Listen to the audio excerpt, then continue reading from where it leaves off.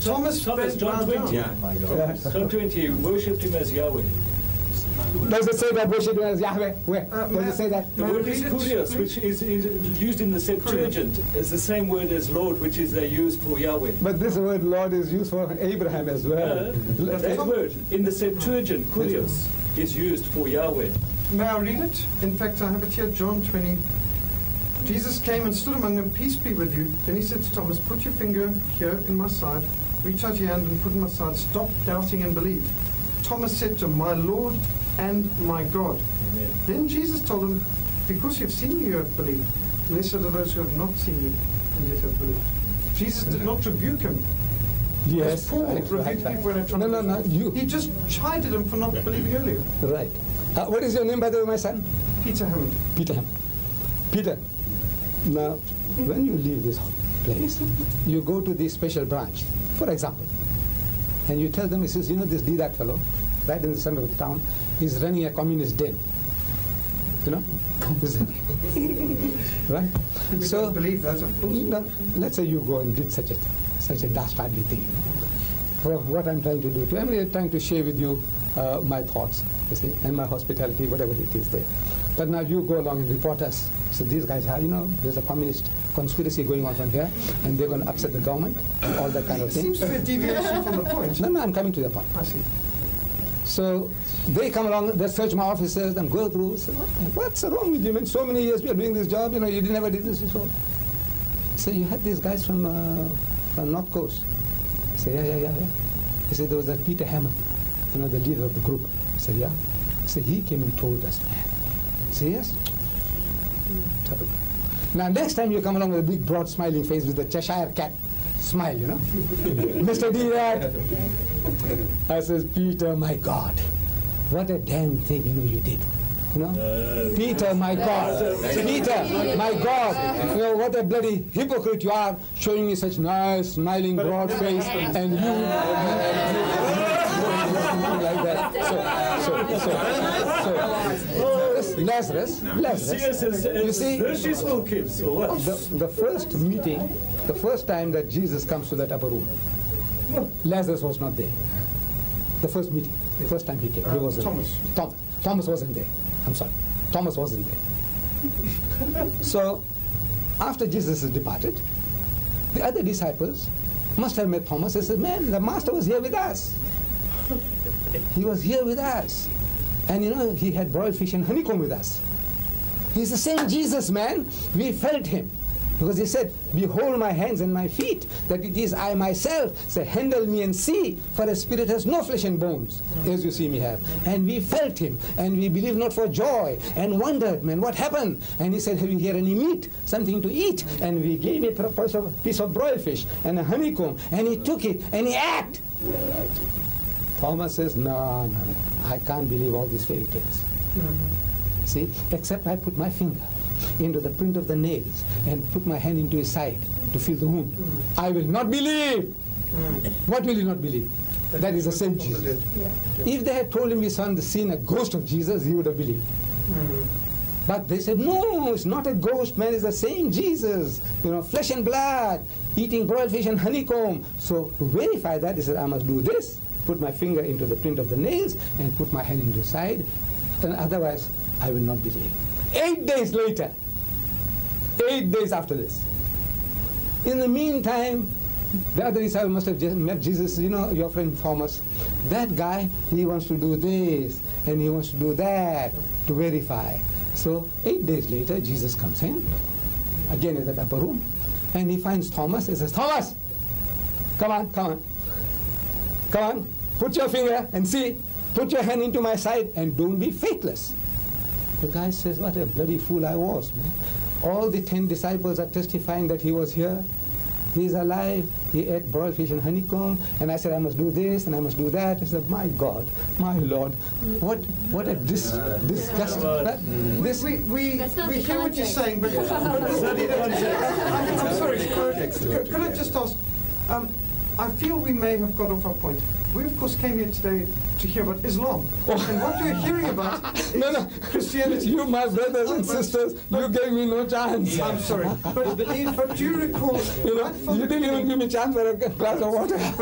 But Ms. Deedat, we do want to hear more about Islam, and we did ask questions such as the issue of persecution of Christians by Muslims. We did ask, I think the most important issue we asked, if I could have confirmation, was that how are we to know that the revelation given to Muhammad was not one of those revelations we are warned about as being from false prophets, angels, Satan in the guise of an angel of light?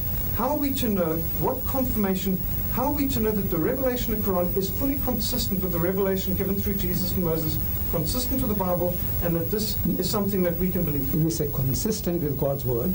Yes. Whatever God had inspired through the prophets, yes, that this is a continuation of that. This is what we're interested continuation in. of that. So, if you don't mind, is this right? We should go back to this. Yes. I think this is what you're interested in. You see, we Muslims say that Muhammad is the fulfillment of the teachings of Moses and Jesus. It's the same religion. To me, what you call Judaism and what you call Christianity and what we call Islam, we say that these are not three different religions. We say it is the same religion on different levels. It's the one religion on different levels, like the teaching given through Moses. In the Sinai desert, they had just come out of the Egyptian bondage, and God wanted to give them a law that would give them quick justice, an eye for an eye and a tooth for a tooth. There was no time for lengthy litigations or putting a man in prison. An antisocial character, an adulterer, stone him to death. Get rid of the guy and move on. There's work to be done. There's no sense in leaving the man in the desert to die of hunger and thirst. It was more merciful to kill him, and he will also become an object lesson for others. So that was the philosophy behind the law that was given to Moses. An eye for an eye and a tooth for a tooth. Beautiful law. A Jesus or a Muhammad could not have done anything better in the desert for the Jews. If instead of the word Moses, Jesus was there, he would have given the same law. Instead of Jesus or Moses, Muhammad was there, he would have given the same law. Eye for an eye, tooth for a tooth. No difference. The law was not summed up in those words. It was, thou shalt have no other gods before me, not to make idols, honor the Sabbath. All except. But I said, a Jesus or a Muhammad couldn't have done anything better. It was God's law. Was for the needs of the people of the time. We think this was perfect. This was a perfect teaching for the needs. But laws have a tendency to change the characters of people over a period of time. Like we are living in this color-conscious country, or Hitlerite Germany. You know, one of the most cultured nations in Europe. They incinerated 6 million Jews. So it is said, 6 million Jews. As a kind of nation like that, the land of Goethe and Beethoven, and this cultured nation among the Europeans, do such a thing like that? Impossible. I says, no, through brainwashing, it's possible. You know, you brainwash a nation over a period, say, these are parasites, these are Jews, these are Christ killers. Shh. The people have worked and say, well, even if you feel it's wrong, we say, well, they deserve it, man. You mean like Saddam Hussein and the Kurds and the Shiites? Right. Same. You can be programmed. In South Africa, for 300 years, we had apartheid, racism. Not in Natal we didn't. Not in Natal we didn't. How? I said, look, I suffered it here. For 60 years I'm suffering this apartheid of yours. I don't think you've suffered so badly. That's not for you to judge. You have no right to say how I feel. You know, that's one little pinprick how I felt, you have no right to judge. You have no right. To say, let's... But I've been in prison, have you? What? I've spent time in prison, have you? I said, you have no right to judge how I feel. So, this color-conscious country of ours, I have had occasion of inviting dozens of whites, learned people, businessmen, to my home for chat and food. Whatever I have, I offer. And they all enjoy my food. My food, our food, is the Muslim what we cook. The white man enjoys it, the colored enjoys it, the African enjoys it, everybody hogs it. They love our food. See? And they profuse in their thanks when they go. They enjoy the chat and they enjoy the food. But no white man has ever invited me to his home in 40 years for a cup of tea.